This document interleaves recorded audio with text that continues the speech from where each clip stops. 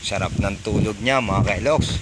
At mga kailoks, may panibagong tayong video for today. Mga kailoks, papayta ko sa inyo ang aking spark plug ng aking motor. Ito, kalagin natin. Ito.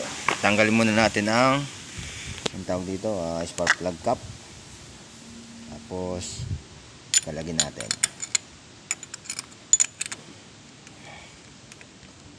Medyo mahigpit.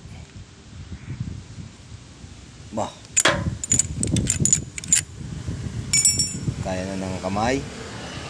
Ngayon, titignan natin kung ano itsura ng aking spark plug. Sana yung inyo hindi dumanas din ng ganito. Sabi na iba, delikado na raw itong ganito. Yung mga kailoks, oh.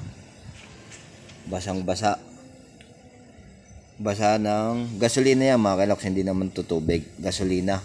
Masyadong malakas ang gasolina ko. Oh, kaya pangitan naman sa ano. Nasa yun yung intake manifold. Yeah. Mga kailoks, hindi ko alam kung bakit nagkaganito itong akin spark plug, kung bakit basa. Hindi naman tayo mekaniko mga kailoks, kaya hindi ko gaano may papaliwanag kung ano nangyari. Pasang may sasabi ko lang yung kung ano lang nalalaman ko mga kailoks. Pero hindi tayo mekaniko mga kailoks. Ibabahagi ko lang kung ano nalalaman ko. Mga kailoks, siguro kaya basang-basa ang aking spark plug. At tingnan nyo naman, oh, napakaitim na nito. Aring palibot niya, tapos yung nasa gitna niya puti.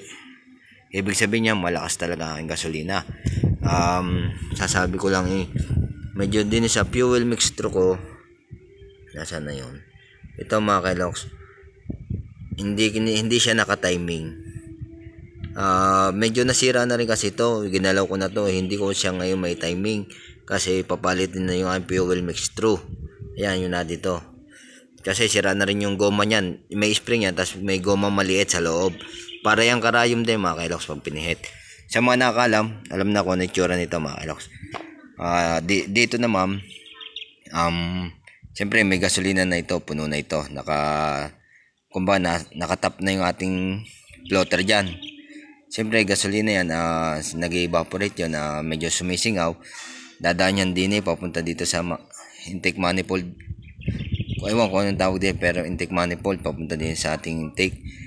Kaya singaw na singaw yung ating gasolina. Pero pag pinapaandar ko yan mga kailoks, kinikikir ko muna. Papasingawin ko yung mga ibang hangin sa loob.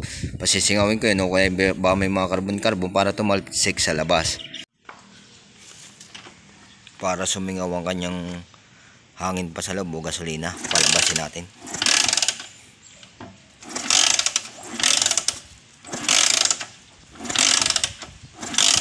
Yan, talsik na ibang elemento nun. Talsik na ibang carbon nun sa loob mga kailoks. Ngayon, kaya lalo na basa ang aking spark plug.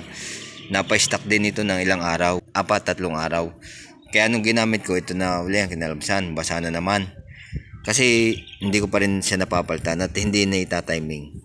Para sa akin hindi ko lang siya na itatiming sa kanyang fuel mixture, kaya malakas ang gasolina. Meron naman malakas ang hangin, mamumuti itong maigi pagka masyado malakas ang hangin. Pag hindi siya timpla, pagka hindi nakatimpla mga kailoks ang ating fuel mixture, kaya basang-basa ang aking spark plug. Ayan, oh. Kaya lilinisin ko muna ito mga kailoks. Bali, bibili na rin ako ng bagong fuel mixture kasi hindi ko na siya gaano mapihit, napakaganit na hanggang sa masira na yung kanyang pinakang ng flat screw.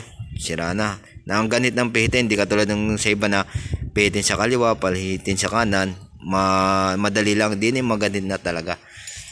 Hirap na, kailangan ko ng palitan. At sa mga may video na mga ganito, kung sino makapanood man itong video ko, sana makatulong din at matulungan nyo rin ako kung anong mas magandang paraan para wala tong nababasa yung spark plug.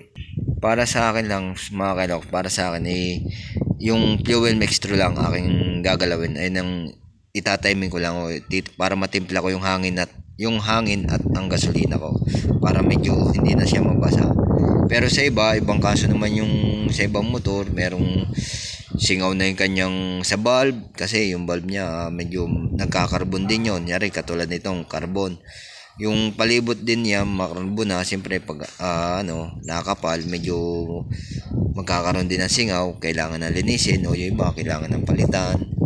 Basta ay nasa loob niyan. Tapos yung mga piston o yung block, kung may gas-gas, yung piston nasa yung block, kung nag-uusok ng tambutsyong maigi, ay baka doon ang sira nun. Pero sa akin naman, hindi naman siya nag-uusok.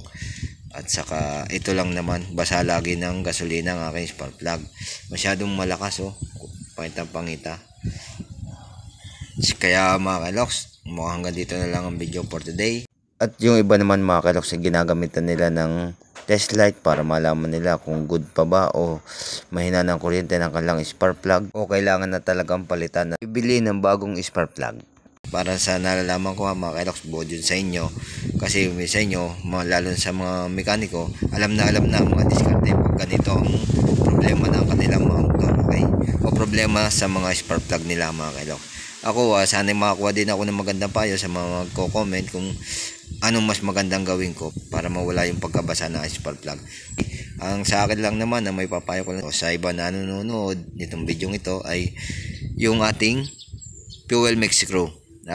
Itatiming natin, ititimplahin. Pag nakuha natin tamang timpla, magbabago ito mga kaloks. Yun. Saka itong kulay nito. Dapat itong kulay ito maging kulay golden brown mga kaloks. Tapos din ito yung at malinis mga kaloks. Okay? Mukhang hanggang dito na lang ang video natin for today mga kaloks. Wala na ibang may paliwanag kundi ayun lamang. At lilinisin ko muna ito mga kaloks para ikakabit ko na lang. Pero pipilitin ko pa rin makapag-adjust doon para mabago-bago naman ang timpla ng aking gasolina at hangin, saka mabago-bago ang kulay ng aking spark plug. Okay mga kaloks?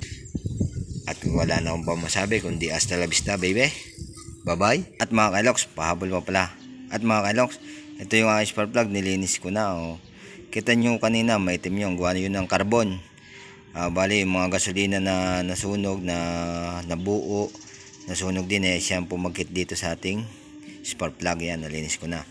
Saka siyempre mga kaloks, basa ng gasolina itong ating spark plug. Sabi nung iba, pag nakabasa dito sa ating spark plug ay tubig o kaya langis, ay mas mabuting ipatingin na natin siya sa malapit na paggawaan ng motor, o sa mga mekaniko na mas kilala nating manggagawa ng motor. Patingnan na natin siya mga kaloks. Pagkagayon na nangyari, pag nabasa ng langis o kay tubig. Pero pag gasolina, okay lang yan mga kaloks. Walang problema doon. Andar at andar pa rin yan. Basta ikinabit at sinipa ang ating motor, ayos pa rin yan mga kaloks. Kita nyo naman basa pa ng din kaya ikakabit ko na rin mga kaloks.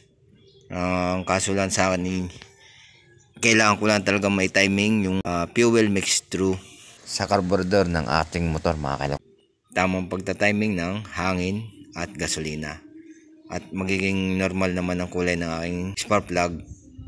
At magiging golden brown itong ibabaw na ito mga kaloks. At sa tingin ko wala na pala may payo mga kaloks. Yung iba, yung mga mekaniko, maraming masasabi sa tungkol sa mga ganito. Kaya yung iba, kung ano pang nalalaman nila, mag-comment lang. At sana yung makatulong ito sa atin at sa iba nating manunod pa.